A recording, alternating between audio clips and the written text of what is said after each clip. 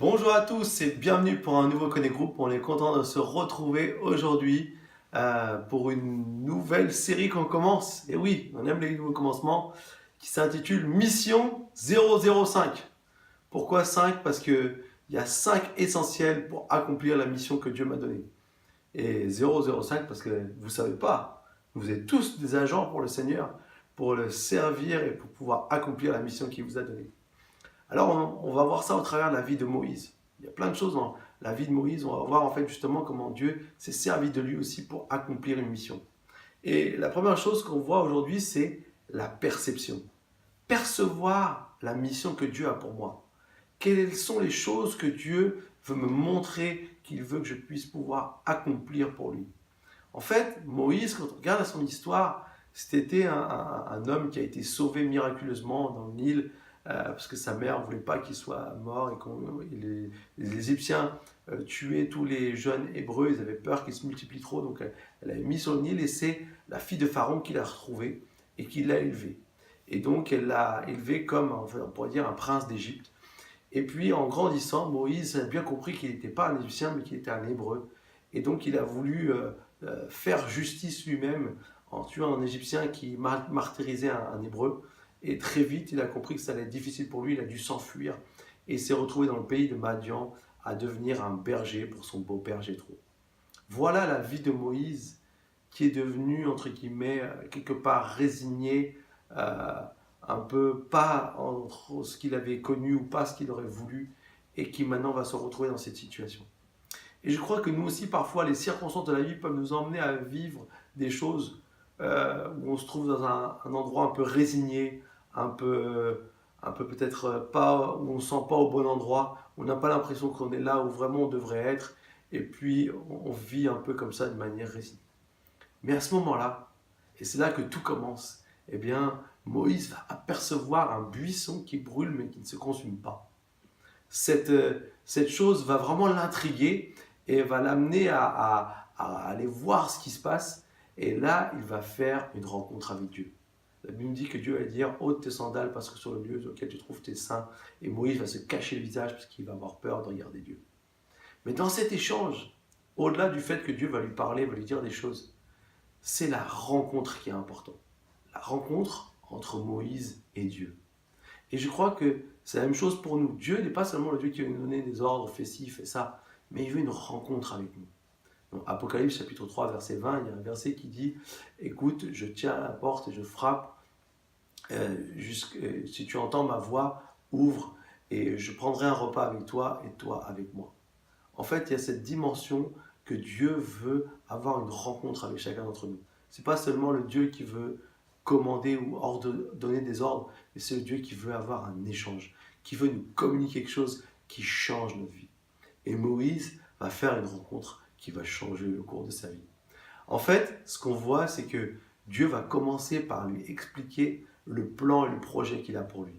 Il va lui dire, tu vois, tu vas être celui qui va faire sortir mon peuple d'Égypte, le libérer de cet esclavage, pour l'emmener venir m'adorer sur cette montagne, et surtout pour aller dans le pays que j'ai promis à Abraham, l'un des ancêtres du peuple d'Égypte. Et en fait, du peuple d'Hébreu, pardon. Et en fait, ce qu'on voit ici, c'est que lorsque Dieu va dire ça, ça paraît totalement impossible pour Moïse, puisque le peuple est esclave en Égypte, et que déjà pour aller vaincre tous ces autres peuples, les Hétiens, les Hittites, les Jébusiens, les Phérésiens et tous les autres, eh bien, ils vont devoir vaincre les Égyptiens, qui sont l'armée la plus puissante du monde à l'époque. Enfin, ce que Dieu dit, ce que Dieu montre ici, à l'instant T, ça paraît totalement impossible. En fait, c'est la même chose avec nous. Parfois, lorsque Dieu nous parle, lorsque Dieu nous montre ce qu'il veut faire, ça paraît tellement loin, ça paraît tellement infaisable, tellement impossible. Mais vous savez, si c'est infaisable et impossible, c'est normal, parce que c'est là où le facteur Dieu rentre en compte. C'est là où Dieu prend sa place. Tout ce qui est possible, on peut le faire par nous-mêmes. Mais lorsque c'est impossible à nos yeux, c'est qu'on a besoin de Dieu. C'est qu'on a besoin de celui qui est capable de faire bien plus que ce qu'on peut penser ou imaginer. C'est un des versets de la Bible qui nous dit ça dans Ephésiens 3, 20, 21. Et en fait, dans ce deuxième temps, la chose que j'aimerais relever, c'est que Dieu va apprendre à Moïse à rêver au-delà de ce qu'il peut s'imaginer. Et nous aussi, On a besoin parfois de voir, de percevoir ce que Dieu va faire, des choses bien plus grandes que ce qu'on peut imaginer. Enfin, ce qu'on voit par la suite, c'est que euh, Dieu va commencer à parler avec Moïse et Moïse va commencer à avoir une autre attitude. Vous savez, je vous ai dit au début, Moïse s'est caché le visage parce qu'il avait peur de regarder Dieu. En fait, très vite, on va se rendre compte qu'il va changer un peu d'attitude parce qu'il va commencer à dire « Mais Seigneur, si je leur dis qui tu es, ils ne vont pas me croire. Et puis, moi, je ne sais pas bien parler. » Il va trouver tout un tas d'excuses pour que Dieu envoie quelqu'un d'autre. Il va même dire à Dieu « Envoie quelqu'un d'autre. » Alors voilà quelqu'un qui avait peur de Dieu, d'un seul coup, il n'a plus peur, il ose même le contredire. En fait, ce qu'on voit ici, pourquoi Moïse fait ça? C'est parce que Moïse, ce que Dieu lui dit, il le met au travers du filtre de comment lui il se voit. Et ça, c'est ce que nous, on fait tous. On a toujours tendance à regarder ce que Dieu nous demande de faire au travers de notre filtre à nous, de ce qu'on se sent capable de faire ou de ce qu'on croit être capable de faire. Et en fait, bien souvent, c'est faux. Et c'est ce que Dieu va montrer à Moïse. Il va lui dire, tu sais quoi, Moïse, je vais te montrer 2 miracles. Il va faire 2 miracles. Le premier, jette ton bâton. Moïse jette le bâton se transforme en serpent. Moïse a peur, s'enfuit. Qui ne s'enfuirait pas devant un serpent.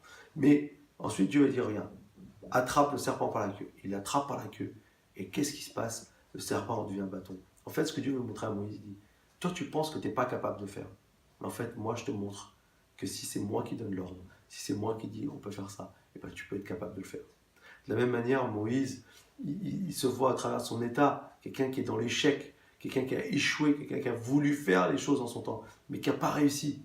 Et maintenant, Dieu va lui montrer, tu vois, l'état que tu penses que tu es, c'est pas ton vrai état. Il dit, mets ta main. Il sort sa main, elle est remplie de lèpre.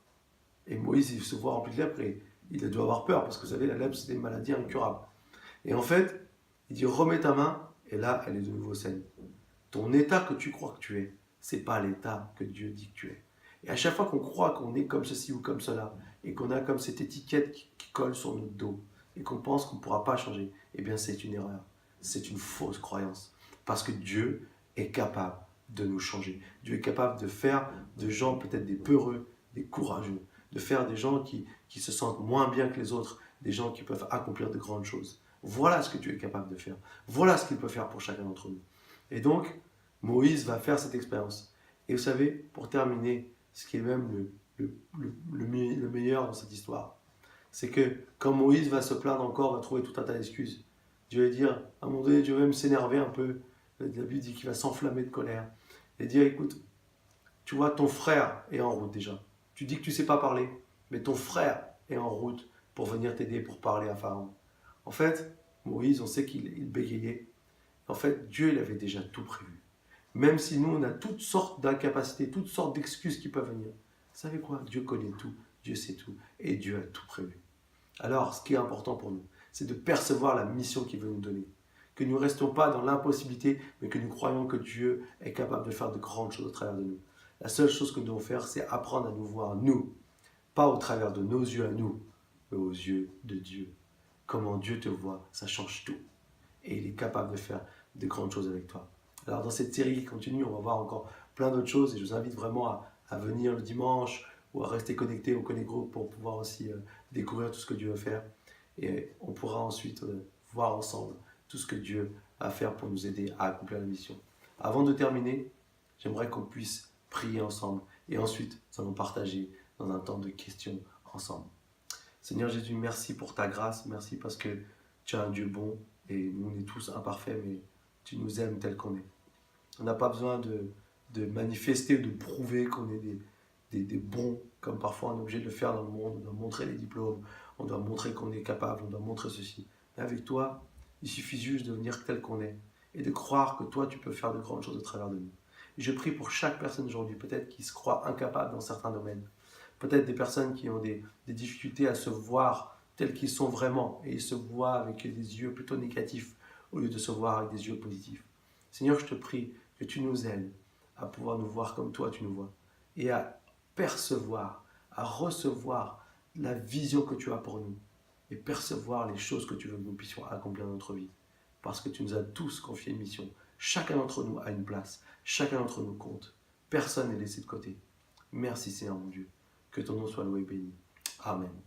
Voilà. C'est tout pour aujourd'hui. Je vous souhaite un bon temps avec les questions et que Dieu vous bénisse. Et à bientôt pour un nouveau Connect Group. Au revoir.